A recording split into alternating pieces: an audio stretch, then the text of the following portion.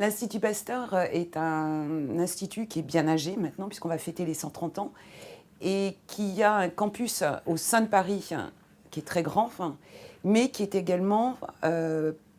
membre actif d'une association de 33 instituts Pasteur de par le monde. Donc tout le monde connaît Pasteur pour la partie infectieux et les vaccins, mais il y a de la recherche également sur tout ce qui est oncologie et autres. Et donc on se voit véritablement dans le contexte de l'innovation français générale comme étant un acteur ayant à la fois une partie très fondamentale avec ce qu'on appelle toujours curiosité driven, qui n'est pas un simple mot, mais une possibilité et une volonté forte d'augmenter toute la partie translationnelle en utilisant nos collaborations avec les hôpitaux en interne et avec les instituts Pasteur internationaux. L'écosystème français est très très vaste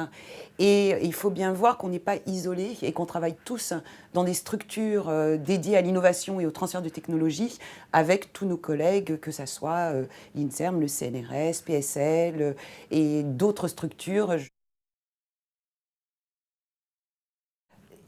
Il faut entendre que innovation, ce n'est pas simplement découvrir quelque chose, c'est véritablement amener un produit, au sens OECD du terme, auprès des patients, que ce soit un produit thérapeutique, diagnostique ou autre. Et donc pour faire ces produits, les enjeux de demain, c'est tout ce qui est transversal,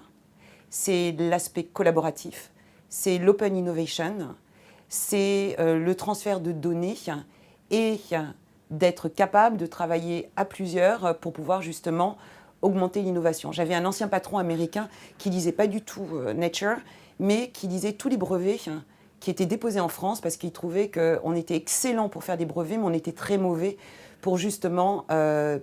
fournir de l'innovation et pouvoir maturer ces brevets. Donc en fait, l'enjeu de demain, c'est vraiment cet aspect open innovation, collaboratif, l'aspect mondial, puisque les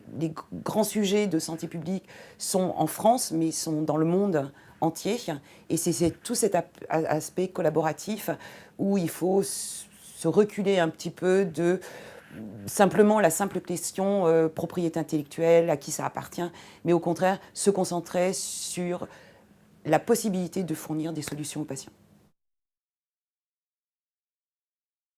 Au niveau du relationnel avec les industriels, ce qui est clair, c'est que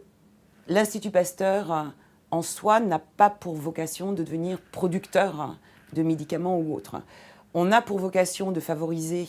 l'émergence de spin-off et de start-up de l'Institut Pasteur, mais les industriels sont les professionnels du développement, ce sont les professionnels pour mettre en place la production, et nos relations que l'on développe de plus en plus, c'est des petits cailloux qu'on jette, mais qui vont permettre d'aller plus vite dans des collaborations R&D et en fait de générer l'innovation d'un point de vue assez précoce ensemble, donc d'aller plus vite dans les étapes de maturation parce que le nœud de la guerre finalement c'est le financement de cette accélération de l'innovation.